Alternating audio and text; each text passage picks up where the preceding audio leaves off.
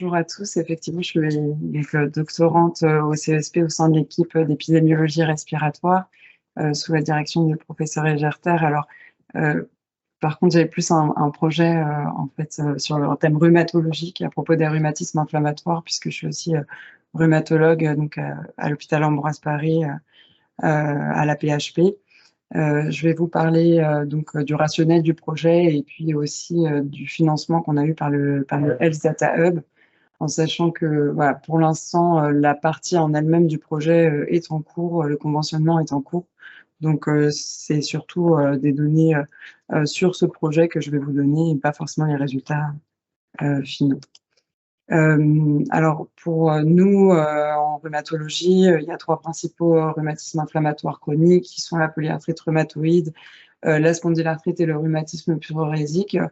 On s'est surtout intéressé à ce qui est l'association avec ces rhumatismes inflammatoires et les maladies cardiovasculaires et les comorbidités qui peuvent être associées à ces rhumatismes, puisqu'on sait très bien voilà, que les rhumatismes peuvent avoir un impact articulaire avec une limitation fonctionnelle chez les patients, mais c'est aussi décrit dans la littérature l'association avec d'autres comorbidités, notamment un surrisque de maladies cardiovasculaires.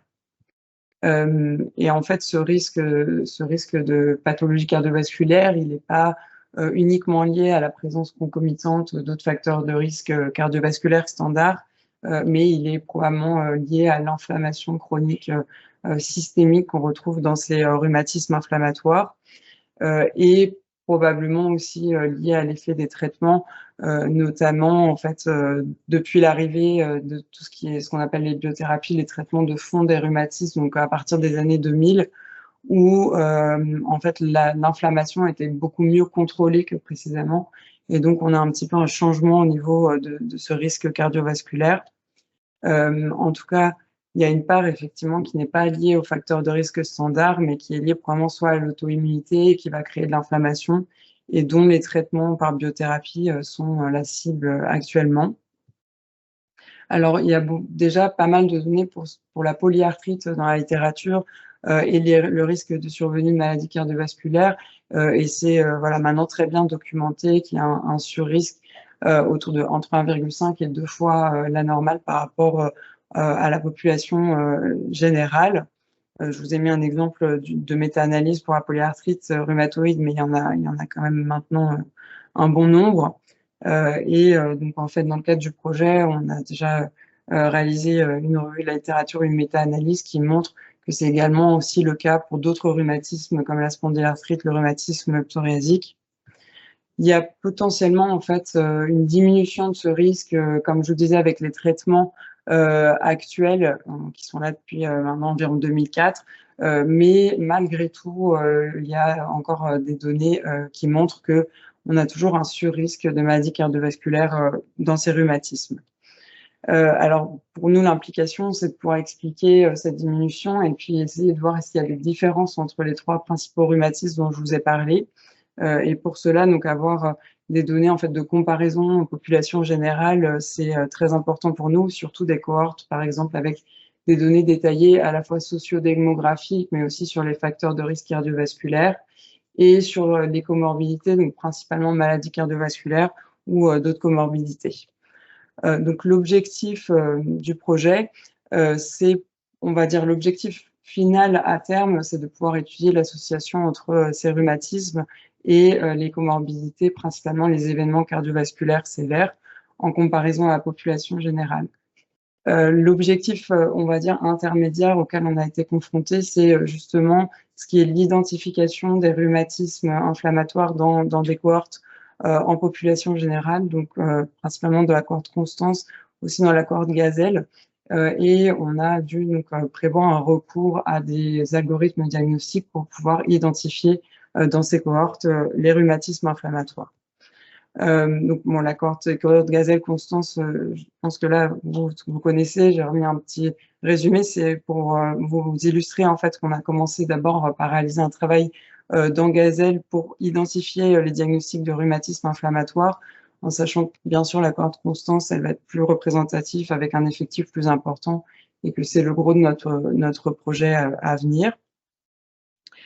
Et en fait, donc l'obstacle en fait qu'on rencontre, que ce soit dans la cohorte Gazelle ou la cohorte Constance, c'est que on a des données détaillées sociodémographiques, de maladies, d'événements cardiovasculaires, avec des questionnaires annuels, donc qui sont assez précis, assez détaillés. La difficulté, c'est pour d'autres pathologies, donc qui sont un petit peu moins fréquentes, donc comme les rhumatismes inflammatoires et éventuellement qui sont moins bien documentés dans les questionnaires des cohortes. En fait, par exemple, c'est la même chose en Constance, mais dans Gazelle, il y a des questions assez sur avez-vous une polyarthrite?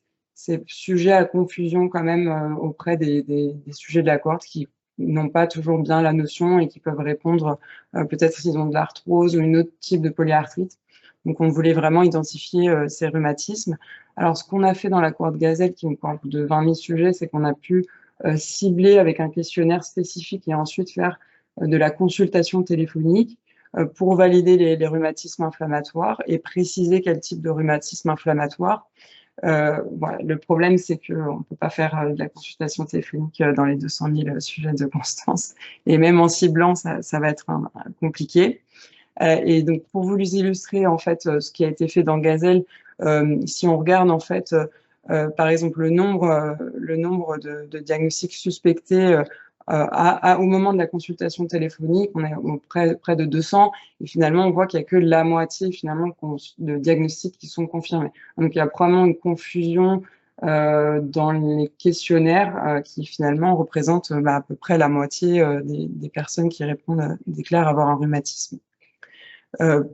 Pour rajouter dans le sens des maladies cardiovasculaires polyarthrites, les résultats qu'on a déjà dans Gazelle, c'est que effectivement il y a un surrisque de maladies cardiovasculaires. Et bon, comme vous avez vu, on reste dans des effectifs qui sont un peu limités pour nous, pour pouvoir expliquer et étudier plus finement les risques de maladies cardiovasculaires.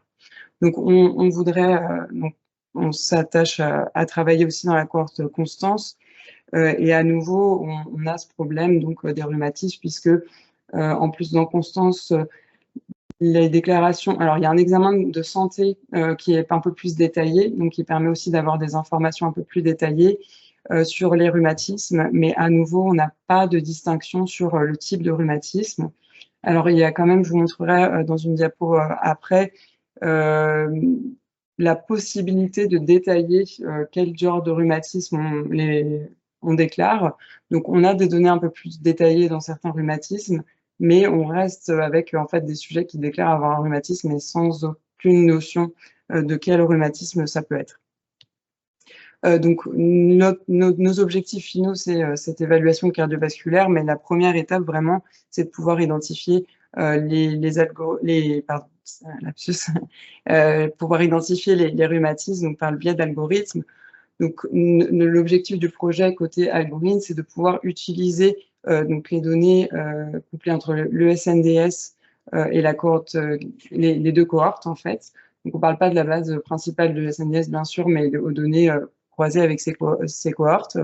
Et notre objectif, c'est de pouvoir utiliser les diagnostics qui ont déjà été validés dans la cohorte Gazelle et en utilisant des algorithmes diagnostiques. En sachant qu'on parlait du RETIAM tout à l'heure, il y a aussi déjà des algorithmes qui ont été recensés en fait par une revue de la littérature par le groupe RETIAM Locomoteur et qui pourront permettre non pas forcément de créer un algorithme de nouveau, mais de pouvoir s'appuyer là-dessus.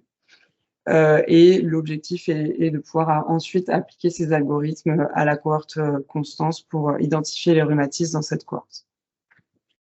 Voilà, à titre d'indication, ce dont je vous parlais, c'est on a certains rhumatismes qui sont plutôt bien identifiés, mais on reste avec des déclarations qui sont inclassées au vu des questionnaires. Et bien sûr, si on peut, par le biais d'algorithmes et les données couplées au SNDS, avoir plus d'informations, c'est vraiment important pour la suite du projet. Donc c'est pour ça que en fait on rejoint effectivement l'AMI de la bibliothèque d'algorithmes en santé pour justement le développement, la validation d'algorithmes par là le biais en plus d'une cohorte externe. Donc principalement pour le financement, il y a comme il a été dit aussi un accompagnement pour les démarches réglementaires. J'ai rajouté aussi, même si pour nous, on avait déjà commencé en fait cette partie-là, mais c'est vrai qu'il y a aussi un accompagnement par le Health Data Hub qui a, je pense aussi, vraiment un peu accéléré les choses.